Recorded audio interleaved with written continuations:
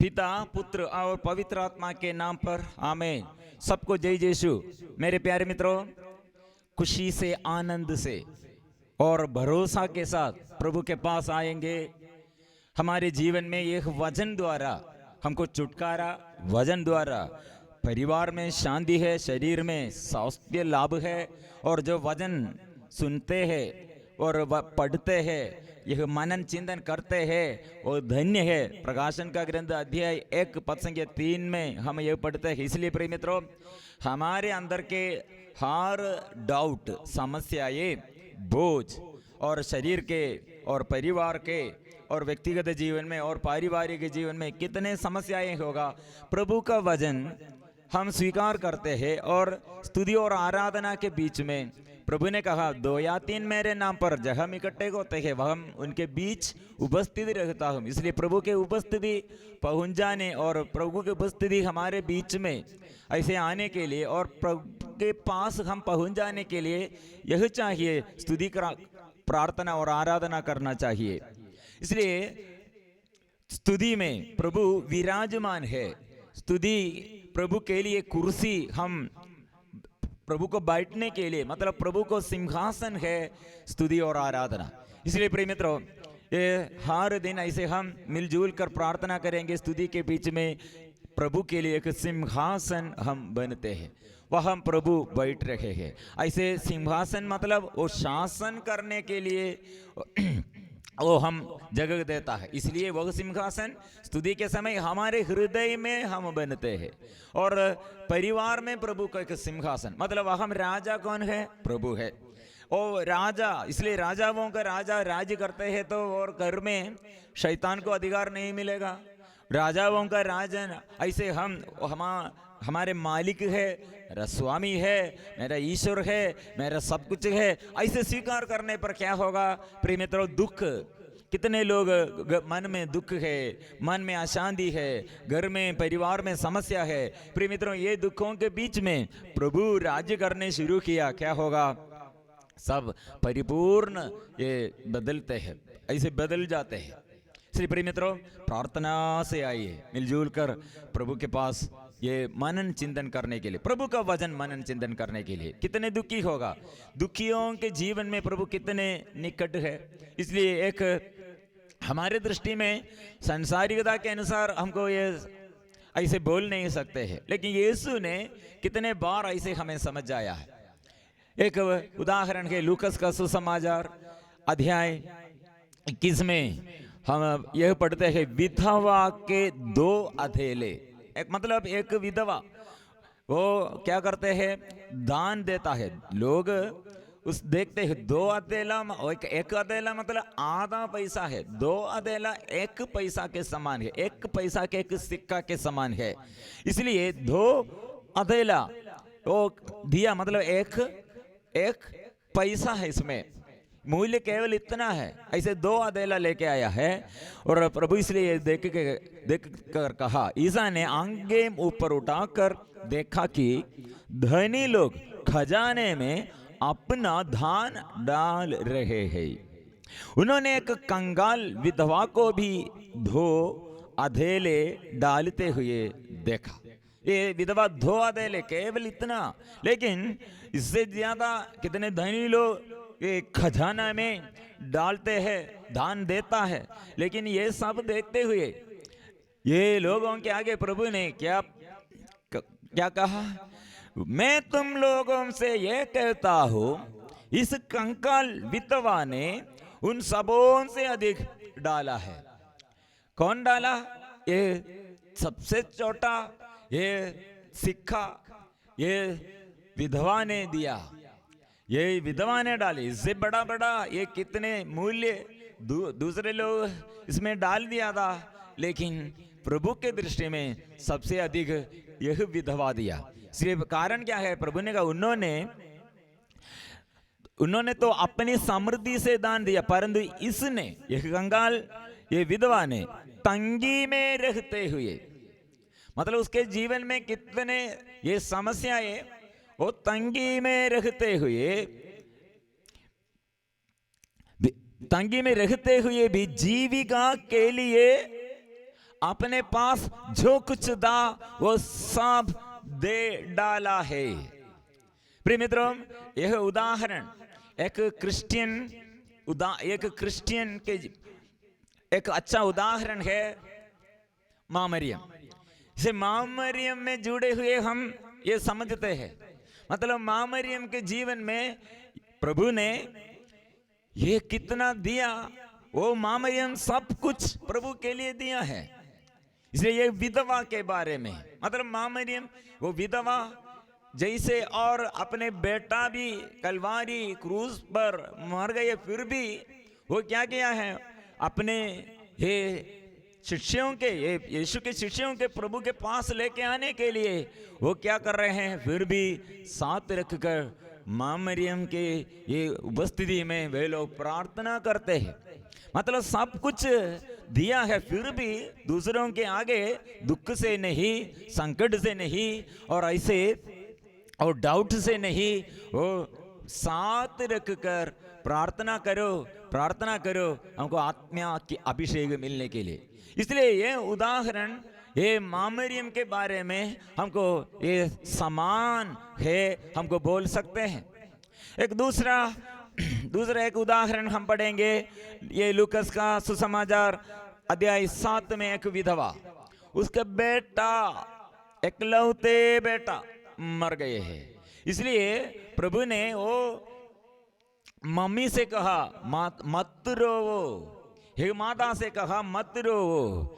और यह विधवा क्यों रोते हैं, अपने एकलौते बेटा मर गए, मतलब पति पहले मर गए। ऐसे एक विधवा को लोग क्या, हाँ विधवा, ऐसे विधवापन यह अभिशाप का साइन है। ईश्वर उससे विरुद्ध गुस्सा किया, घृणा करते हैं, इसका साइन है, लोगों के दृष्टि में ऐसे विचार है। और ये विधवा फिर भी और महासंकट में, उसके एकलौते बेटा वो भी युवावस्था में मर गए हैं। इसलिए लोग क्या बोलेगा, हो पति मर गए, अभी ये बेटा भी हो, कितने अभिशाप ये है, कितने अभिशप्त है। प्रिय मित्रों, यह ऐसे दृष्टि में लोग इसके बारे में ऐसे विश्वास लोगों के दृष्टि में है। प्रिय मित्रों, यह व्यक्ति के आगे भी प्रभु, पहले हम विधवा, कंगाल विधवा, उसके दान के बारे में प्रभु क्या कहा, यह सबसे महत्व व्यक्ति यह है। लोगों के दृष्टि में जो ज्यादा अधिक ऐसे ज्यादा से ज्यादा ये दान देने के लिए खजाने में डाल दिया, लोगों की दृष्टि में वे लोग बहुत। लेकिन यह माँ मरियम के बारे में ऐसे हम सोचने पर हमको समझ में आए, और ये विधवा के बारे में हमको समझ में आते हैं, यह विधवा के इतना ये दान इतना छोटा दे, लेकिन प्रभु ने ये सबसे बड़ा है। अभी ये दूसरा एक विधवा के बारे में, उसके एकलौते बेटा, वहां प्रभु ने आया, क्या कहा, लोगों के दृष्टि में वो स्त्री अभिशप्त है, श्रापित है, लेकिन प्रभु ने कहा है मत रोवो। लोगों के दृष्टि में ऐसे एक स्त्री, और ये रोते हैं, नहीं रोते हैं तो फिर भी हम उसके विरुद्ध बोलेगा, ओ स्त्री, उसका पति मर गए हैं, अभी बेटा भी मर गए, फिर भी वो नहीं रोते हैं, हम क्या सोचेगा। प्रिय मित्रों, यहाँ यीशु ने कहा मत रोवो, क्योंकि यीशु और हम मानव, साधारण मानव, हमारे दृष्टि और यीशु का दृष्टि, हमारे मनोभाव और ईश्वर का मनोभाव अलग है।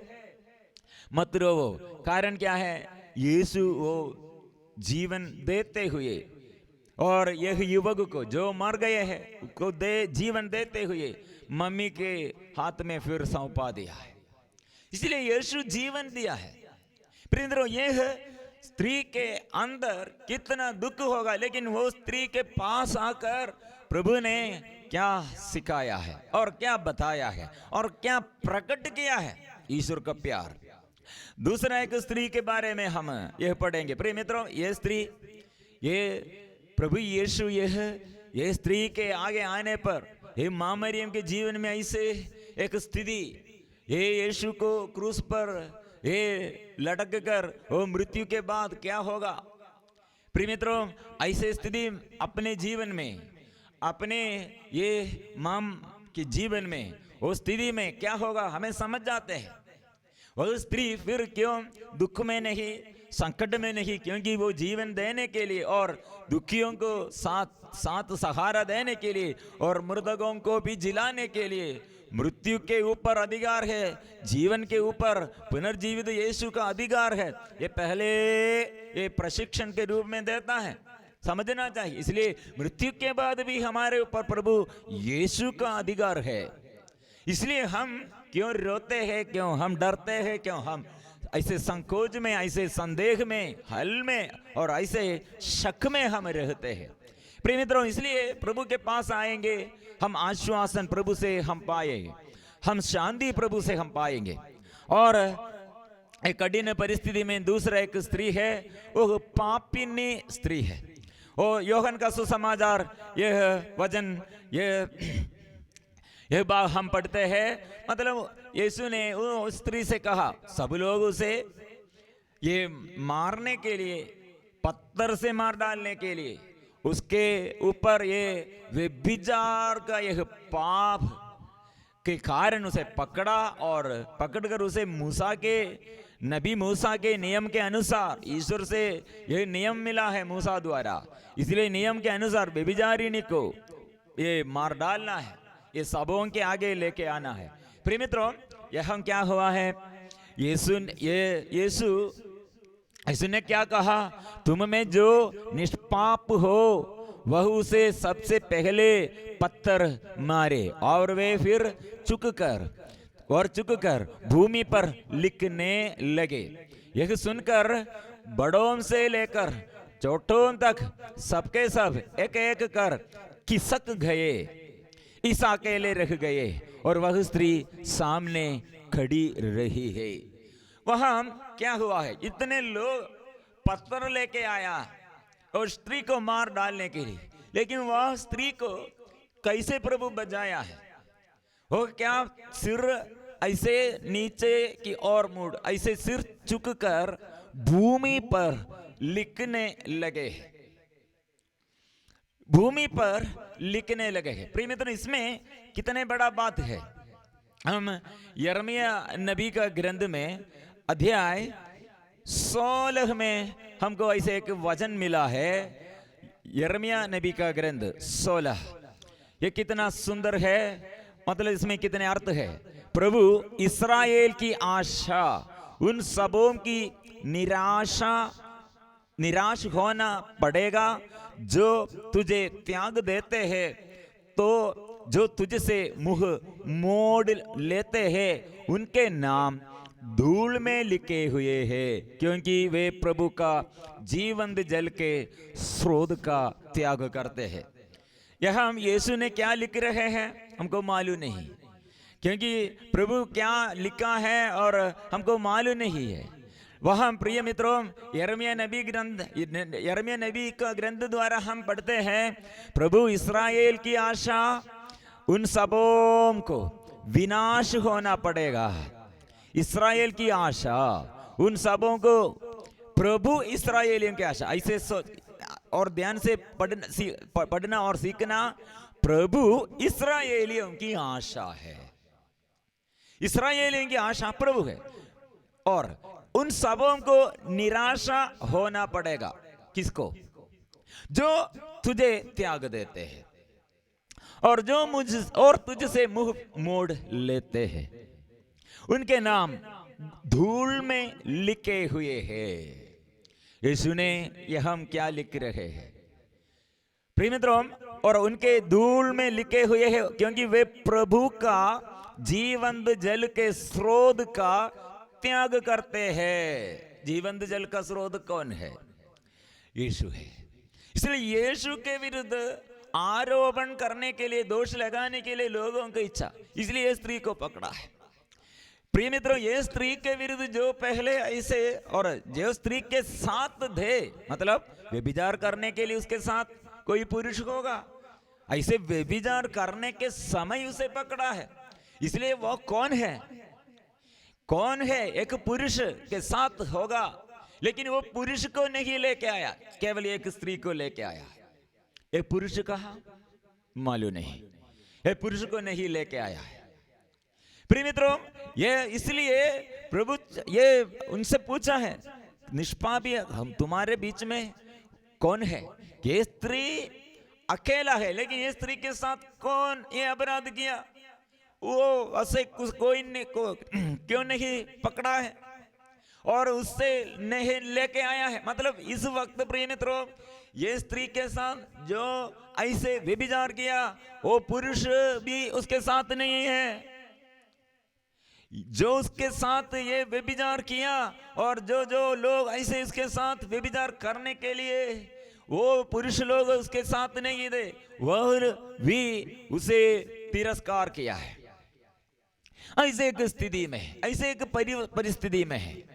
प्रिय मित्रों, यह हम इसलिए प्रभु ने कहा निष्पापी कौन है? एक व्यक्ति ऐसे एक पाप करने पर, एक व्यक्ति के विरुद्ध ऐसे और दोष लगाने पर इसके कारण दूसरा होगा, दूसरा हो। इसलिए निष्पापी कौन है? वह आइए। निष्पाप कौन है? वह आइए। प्रिय मित्रों, सब लोग ये पत्थर फेंक कर कहाँ गया? चले गया। वह यीशु अकेला है। वो यीशु ने कहा मैं भी तुम्हें दंड नहीं दूंगा, जाओ और अब से फिर पाप नहीं करना, अब से फिर पाप नहीं करना। प्रिय मित्रों, जाने और अनजाने हम ऐसे प्रभु के विरुद्ध यह इसलिए लिख रहे हैं, धूल में नाम लिखा है। किसका नाम? जो प्रभु से अलग हो गए, तुझसे मुख मोड़ लेते हैं, उसका नाम धूल में लिखे हुए हैं। प्रिय मित्रों, जो उसके विरुद्ध ये पत्थर से मारने के लिए आया, सब लोग भाग गया। लेकिन ये स्त्री फिर अकेला प्रभु के पास है, प्रभु के आगे है। लेकिन ये स्त्री अभी फिर उसके नाम कहम तक पहुंच गया है। कितने वो स्त्री फिर महिमान्वित, वो स्त्री को महिमान्वित किया है। इसमें भी ये स्त्री को दया करने के समय यीशु के हृदय में क्या होगा? मेरी मां, ईश्वर से आशीष पाया और मेरी मां गर्भ धारण किया, लेकिन बिना शादी पुरुष के साथ संसर्ग नहीं किए हुए। ऐसे स्थिति में कितने मम्मी के अंदर ये लोग क्या सोचेगा, माँ बाप क्या सोचेगा, अधिकारी लोग क्या सोचेगा, साथी लोग क्या सोचेगा? प्रिय मित्रों, ये स्थिति में यहूदियों के आचरण के अनुसार, नियम के अनुसार मृत्यु है, मार डालेंगे। प्रिय मित्रों, इसलिए ये स्त्री के ऐसे स्त्री लोग और ऐसे एकांत में अकेलापन में विधवा लोग, ऐसे साथी लोग विपरीत दशा में है और सब लोग रिश्तेदार सब विपरीत दशा में है। जो मदद करना है वे लोग अभी विरुद्ध है, ऐसे हमारे विरुद्ध खड़े हैं। ये स्थिति है हम सबों के जीवन में। इसलिए प्रिय मित्रों, हमारे दृष्टि में, इसलिए मां मरियम के साथ जुड़े हुए हम ये विश्वास, हम मनन चिंतन करते हैं तो हमको समझ में आएगा। क्योंकि प्रभु यीशु इसलिए मां मरियम को साथ रख कर ये पूरा क्रूस के ये क्रूस पर ये मृत्यु के आगे लास्ट आखिरी शब्द में भी इसलिए इसके माम के बारे में हमें समझ आया, यह है माम। प्रिय मित्रों, यह ऐसे हम मां मरियम के साथ मिलकर और यीशु मृत्यु तक और मृत्यु के बाद स्वर्गारोहण के बाद फिर भी मां मरियम को कितने मूल्य है हमें समझ जाते हैं। मतलब यह स्त्री, मतलब ये व्यभिचारिणी स्त्री जाने और अनजाने ऐसे पाप में गिर गए। अभी कारण क्या है? ये स्त्री ऐसे होने के लिए कारण क्या है? प्रिय मित्रों, यह सब लोग ये दंड देने के लिए चाहते हैं। ये स्त्री के साथ कोई नहीं है। प्रिय मित्रों, यह प्रभु का यह दया, ये कितने वो हृदय, वो अनुकंपा और दया प्रकट किया है। हमें ये झारखंड में एक ये स्त्री बहुत बड़े बीमारी में, डॉक्टर लोग बोला है ज्यादा ये आयु ज्यादा नहीं होगा, ऐसे समस्या है। बाद में समझ में आया वो एड्स बीमारी है। उसका ये एड्स बीमारी आने का कारण क्या है? बचपन में उसका पापा और मम्मी गुजर गया, और उसके ये बचपन में से 11-12 ये उम्र में से ऐसे दूसरे जगह में दूसरे लोगों के अधीनता में, और ये युवा ये बेटी का ये शरीर कितने लोग अपवित्र किया है उसके संभालने के लिए, और कोई नहीं थे। फिर वो ऐसे एक ये वेश्या जैसे, व्यभिचारिणी जैसे उसके जीवन। प्रिय मित्रों, ये 19 और 20 उम्र में एक युवक को एक युवक को वो मिलने के लिए मौका प्रभु दिया। यह युवक ये स्त्री के ये स्थिति में कितने लोगों के साथ ऐसे व्यभिचार किया है, कितने पुरुष लोग उसे ऐसे ये गलती से वो इस्तेमाल किया। प्रिय मित्रों, इतने गलत उसके साथ किया है, नहीं किसी को प्यार नहीं दे। प्रिय मित्रों, वो स्त्री के जीवन में, और यह पुरुष फिर ऐसे उसके हृदय में आग्रह आया, वो स्त्री को शादी करेंगे। उसके ये चरित्र पूरा वो मालूम है, फिर भी उस स्त्री को शादी किया है। प्रिय मित्रों, वो 2 बच्चों को जन्म दिया। वो उसके बाद ये बीमारी और उसके शरीर में कितने गंभीर रूप से पकड़ा है और मृत्यु के आमने सामने है।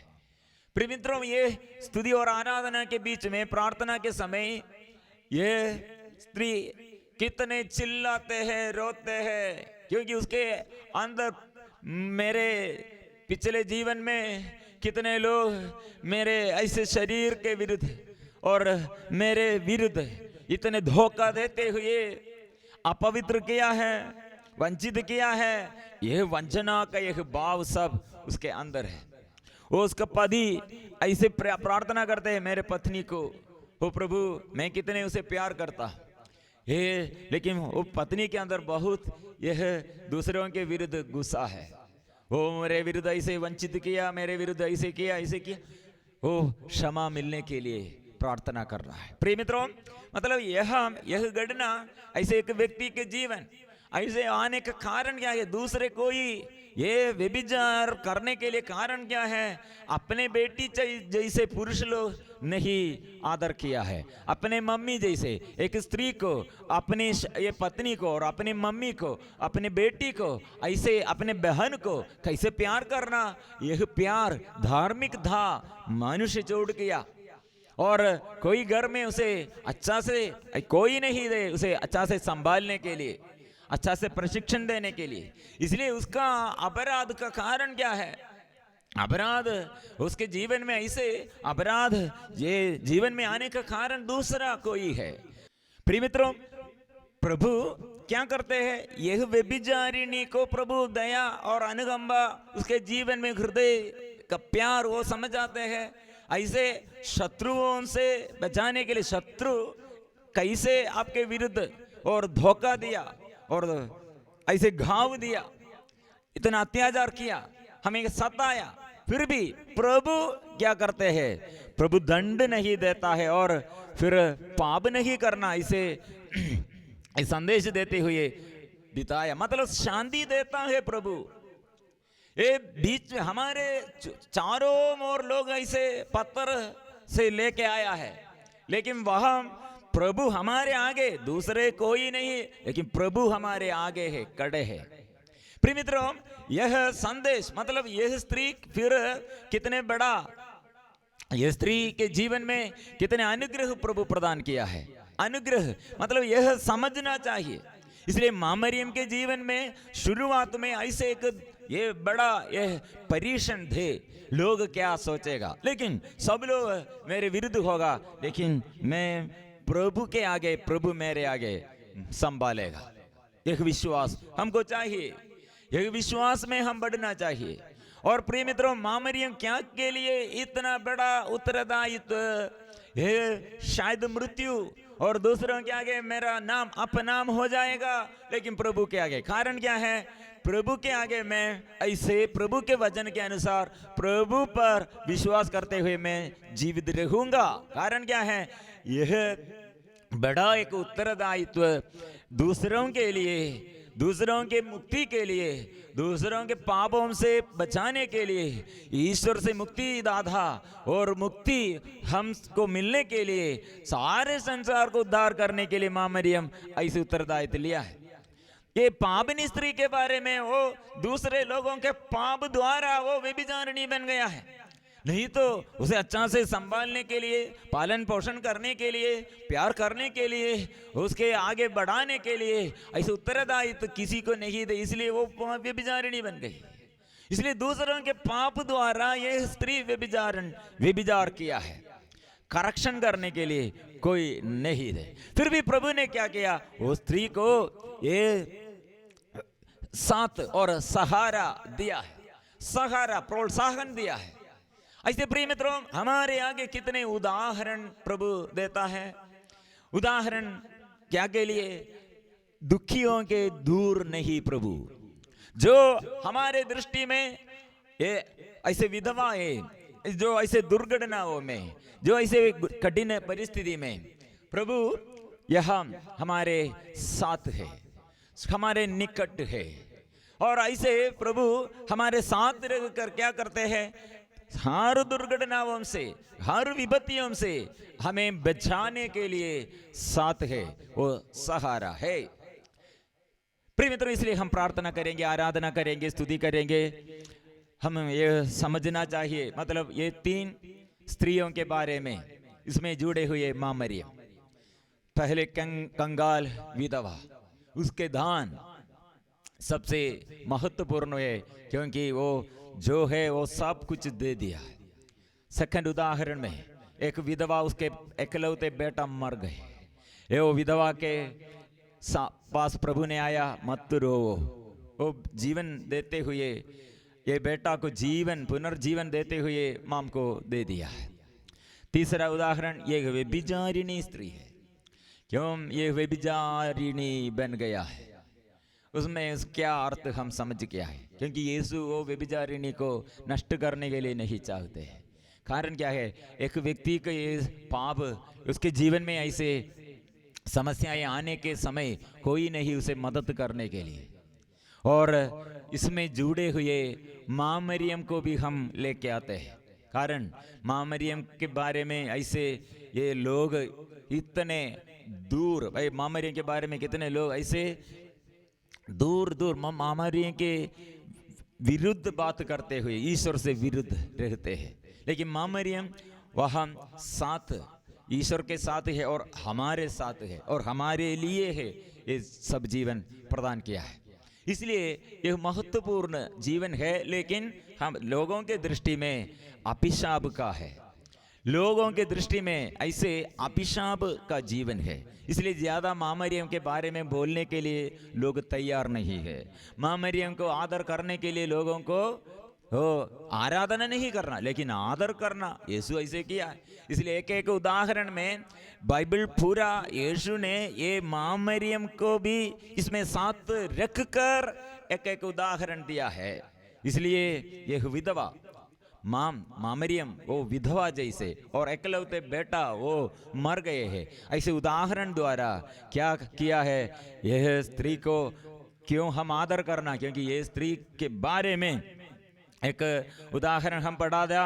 मतलब लूकास का सुसमाचार 11 में हम पद संख्या 27 में हम पढ़ते हैं, धन्य है वह गर्भ जिसने आपको धारण किया और धन्य है वह स्तन जिनका आपने पान किया है। मतलब यह मां मरियम को मूल्य बहुत बड़ा है, यीशु का मूल्य नहीं कम नहीं है, वह यीशु का मूल्य बड़ा है और मरियम का मूल्य भी बड़ा है। दोनों ऐसे छोटा नहीं करते हैं, बढ़ते रहे हैं। इसलिए प्रिय मित्रों, हम यीशु ने कहा मरियम की विशेषता क्या है, वो कितने दुखी होगा विधवापन में भी, और एकलौते बेटा मर गए हैं, फिर भी उसके अंदर क्या दे, वजन दे।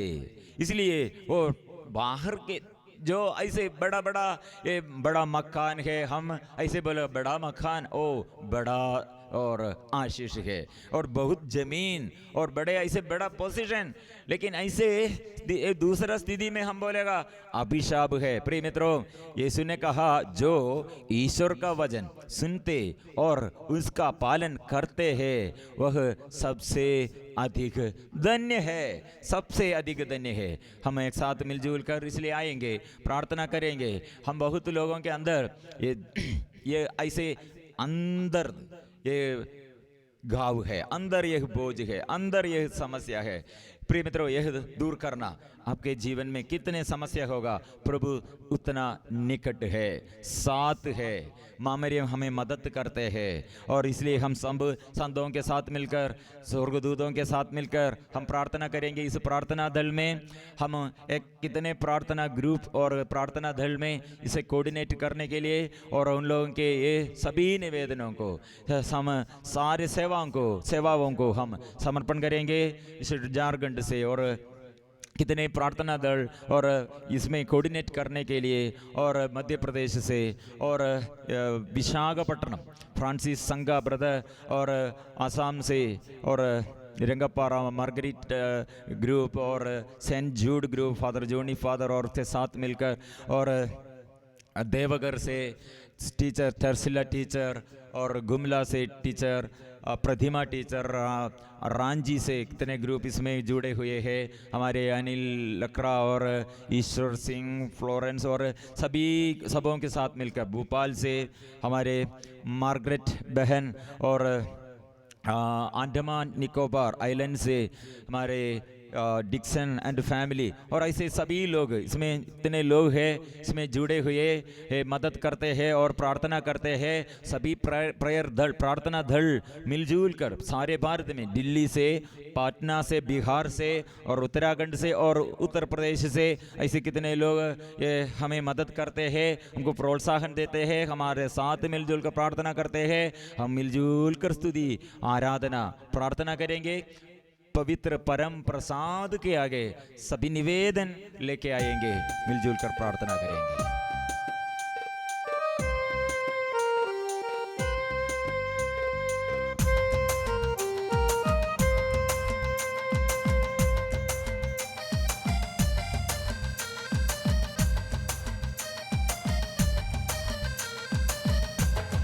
प्रभु की प्रतीक्षा करो, दृढ़ रहो, साहस रखो, प्रभु की प्रतीक्षा करो, प्रभु की प्रतीक्षा करो, दृढ़ रहो, साहस रखो, प्रभु की प्रतीक्षा करो, प्रभु की प्रतीक्षा करो, दृढ़ रहो, साहस रखो, प्रभु की प्रतीक्षा करो, प्रभु की प्रतीक्षा करो, दृढ़ रहो, साहस रखो, प्रभु की प्रतीक्षा करो। मेरे माता पिता भले ही मुझे छोड़ दे, प्रभु मुझे अपनाएगा, प्रभु मुझे अपनाएगा। मेरे माता पिता भले ही मुझे छोड़ दे, प्रभु मुझे अपनाएगा, प्रभु मुझे अपनाएगा।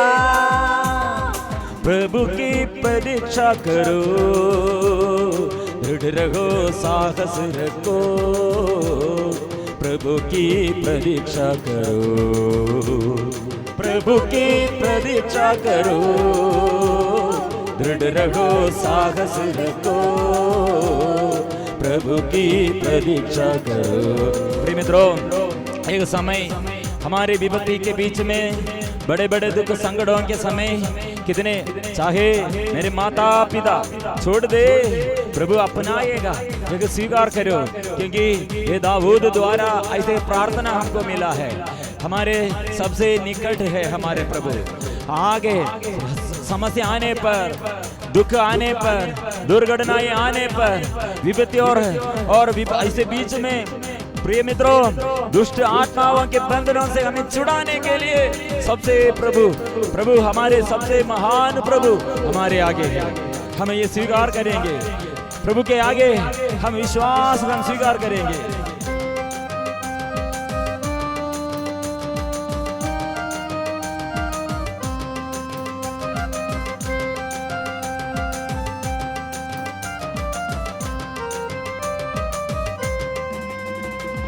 प्रभु मेरी ज्योति मुक्ति है, तो मैं किससे डरूं।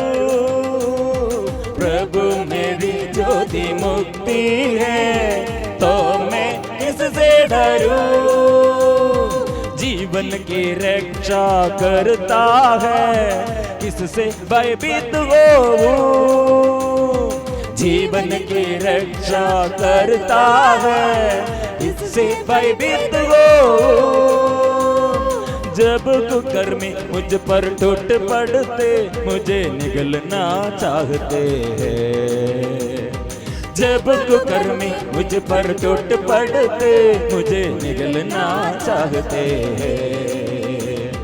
तो वे मेरे शत्रु और विरोधी लड़खड़ा कर गिर जाते हैं। तो वे मेरे शत्रु और विरोधी लड़खड़ा कर गिर जाते हैं। प्रभु की प्रतीक्षा करो, दृढ़ रहो, साहस रखो। प्रभु की प्रतीक्षा करो, प्रभु की प्रतीक्षा करो, दृढ़ रहो, साहस रखो। प्रभु की प्रतीक्षा करो। प्रिय मित्रों, ये अंधेरा के समय प्रभु इब्राहिम को अपने घर में से बाहर निकाल लाया। और देखो, ये आधी रात में कितने चमत्कार है, क्योंकि आकाश में तारों चमकते रहे हैं। मतलब ये दृश्य दिन में नहीं, रात में है। प्रिय मित्रों, हमारे अंधेरा और जीवन में ऐसे दुख के, संकट के और आधी रात में भी कितने टेंशन में और कितने समस्या में, प्रिय मित्रों, प्रभु ये नया बात हमारे लिए, प्रिय मित्रों, हमारे प्रभु ऐसे रात में भी हमें चमकने के लिए, हमारे आगे चमकने के लिए नक्षत्रों चारों ओर दिखाते हैं। मतलब आपके मन में और आपके आगे और रास्ता नहीं ऐसे सोचते हैं। प्रिय मित्रों, ये इब्राहिम को प्रभु दिन में, आप देखो, दिन में आपको ये धूल की तरह आपके वंश है, रात में तारों की तरह आपके पुत्र पुत्रियां है। विश्वास करो। इसलिए हम प्रार्थना करेंगे, प्रभु मुझे अपना मार्ग दिखाइए, ले चल, सन्मार्ग पर ले चल, मेरी पुकार पर ध्यान दे, हो मेरा सहारा दे। ईश्वर मुक्ति दादा, मुझे परित्याग ना कर। हम प्रार्थना करेंगे, हम प्रार्थना करेंगे।